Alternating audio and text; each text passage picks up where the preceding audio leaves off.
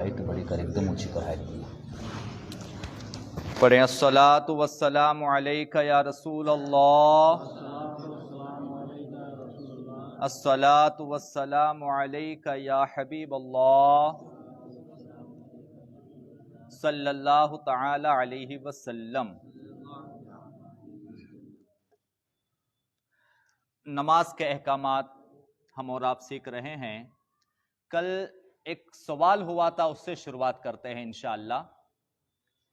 कि जैसा कि आजकल एक रिवाज चल पड़ा है पैंट और शर्ट पहनने वालों का, कि जब अक्सर लोग टी शर्ट पहनने वाले, पैंट पहनने वाले मस्जिदों में आते हैं, नमाजें पढ़ते हैं, जब रुकू में सजदे में झुकते हैं तो पीछे की जानिब से उनका सतर खुल जाता है।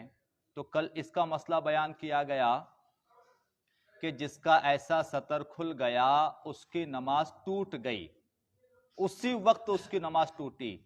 वो समझ रहा है कि मैंने नमाज पढ़ा, लेकिन उसकी नमाज नहीं हुई, नमाज उसको वापस दोहरानी पड़ेगी। अब सवाल जनाब ने यह किया था कि कभी कभी दूसरे नमाजियों की भी उस पर नजर पड़ जाती है, या सामने ऐसा कोई शख्स हो तो हालत नमाज में भी उस तरफ तवज्जो चली जाती है, तो उसका क्या होगा। और हमने बाकायदा आलिम साहब से पूछा तो उसका जो जवाब आया वो कि ऐसा सामने कोई बेहया नमाजी हो, बेहया भी कहेंगे हम उसको, बेगैरत भी कहेंगे, और जाहिल नमाजी ऐसा कहेंगे, जो समझते हैं कि हम नमाज पढ़ रहे हैं मगर अपनी नमाज को फटी झोली में डाल रहे हैं, हासिल कुछ भी नहीं, ऊपर से डाला नीचे से गायब हो गया ऐसा। तो ऐसे नमाजी पर पीछे की जानिब से अगर किसी की नजर पड़ी हालत नमाज में भी, तो पहली नजर जब उस पर पड़ी वो बिला कस्द होगी, यानी कि जानबूझकर नहीं होगी। जो पहली नजर पड़ेगी अचानक होगी, बिला कस्द होगी, अनजाने में होगी। तो पहली नजर पड़ने पर उसकी नमाज पर कोई असर नहीं पड़ेगा, यानी कुछ भी नमाज में कोई फर्क नहीं आएगा। मगर उसके बाद जानबूझकर कसदन अगर नजर उस पे डाल दी तो अब नमाज टूटेगी। कसदन अगर नजर डाल दी तो दूसरी मर्तबा, तो यह मसला है। अनजाने में पहली नजर माफ है, नमाज पे कोई फर्क नहीं पड़ेगा, मगर उसके बाद दूसरी नजर डाल दी जानबूझकर, तो अब नमाज टूटेगी, क्योंकि वो जगह ऐसी है जिसको देखना ही हराम है, तो लिहाजा नमाज टूटेगी। अब दूसरा जो बयान है वो नमाज के औकात का बयान है कि नमाज के वक्त कौन कौन से हैं, यानी फजर की नमाज, जोहर की, असर, मगरिब, इशा, नमाज के औकात का बयान। तो वक्तों का बयान इसलिए, इसके पहले जरा बुनियाद और क्या कहते हैं डेफिनेशन समझ लें कि जब तक नमाज का वक्त शुरू नहीं होगा तब तक वो नमाज हम नहीं पढ़ सकते। ये एकदम बुनियादी उसूल है किसी भी नमाज का। जब तक वो नमाज का वक्त नहीं आएगा तब तक वो नमाज पढ़ी नहीं जा सकती। जैसा कि 5 नमाजें दिन में है, फजर, जोहर, असर, मगरिब, इशा। फजर रोज आती है, जोहर रोज आती है, असर रोज आती है, मगरिब रोज है, इशा रोज है। अब आज के दिन है, आज शनिचर की मगरिब हमने पढ़ी, कल भी पढ़ी थी, कल भी पढ़ने वाले हैं, तो हर दिन की नमाज अलग है।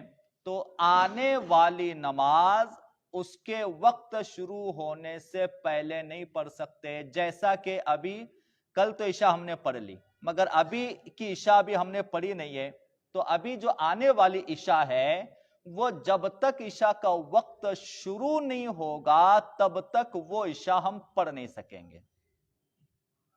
कोई इरादा कर ले कि मुझे थोड़ा जल्दी है, जाना है, काम पे जाना है या सफर के लिए निकलना है, मगरिब पढ़ ली, लाओ इशा भी पढ़ के निकल जाता हूं, تو ایسا نہیں چلے گا.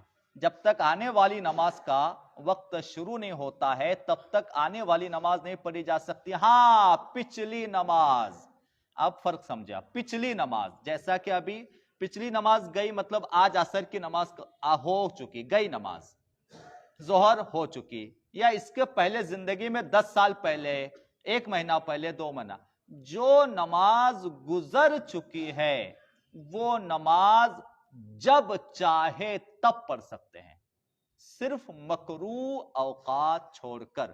مکروہ کا بھی ابھی پوری طرح سے آنے والا ہے، مکروہ اوقات کون سے ہیں وہ بھی آئے گا، مگر سمجھ لیں آنے والی نماز جب تک ٹائم شروع نہیں ہوگا تب تک نہیں پڑھ سکتے، اور گزری ہوئی نماز، جو نماز گزر چکی ہے، وہ زندگی میں جب بھی وقت ملے وہ نماز پڑھ سکتے ہیں. بہت ساری تفصیلات ہے اس میں، انشاءاللہ جیسے جیسے 11 منٹ کا سلسلہ آگے بڑھے گا روزانہ میں بیان کیا جائے گا.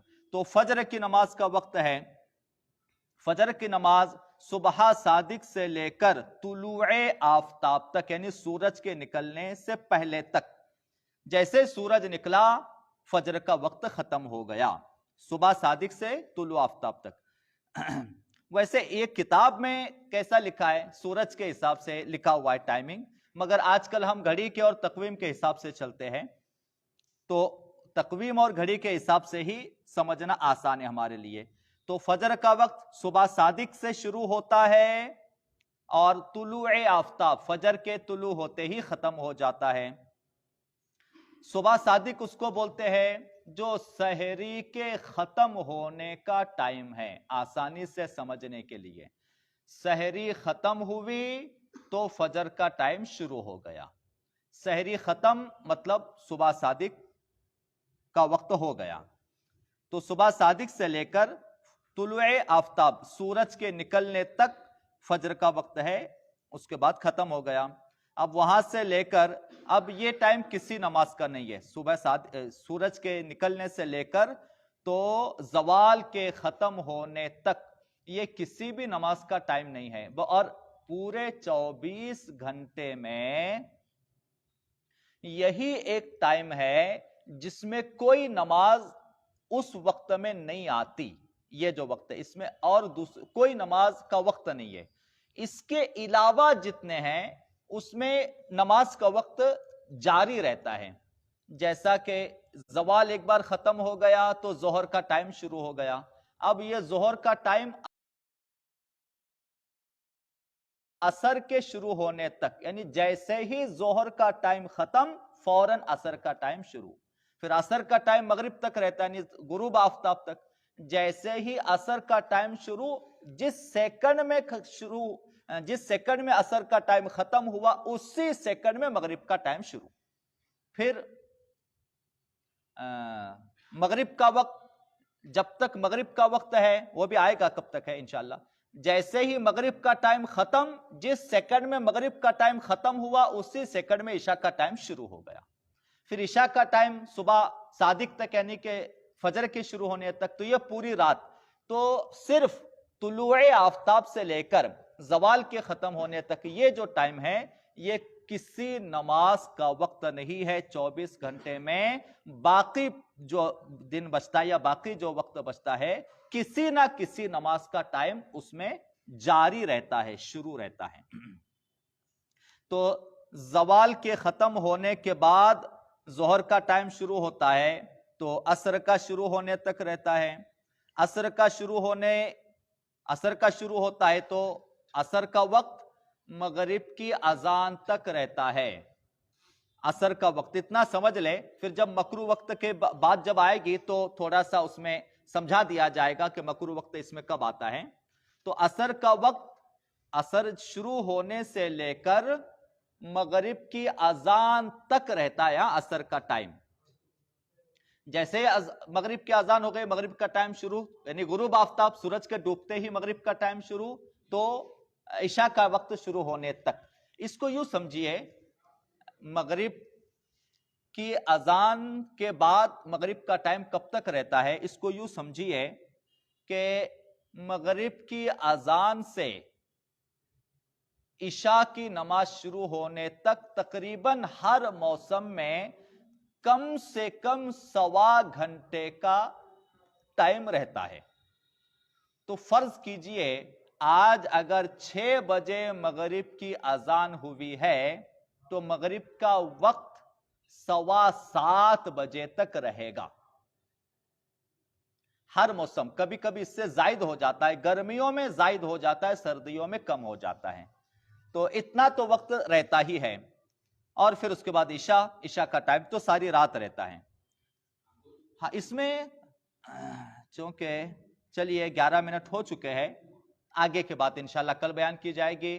آج دعوت اسلامی کے مبلغ جامعۃ المدینہ کے استاد تشریف لائے ہیں، انشاءاللہ ان کا خطاب و بیان ہوگا، آپ لوگ ضرور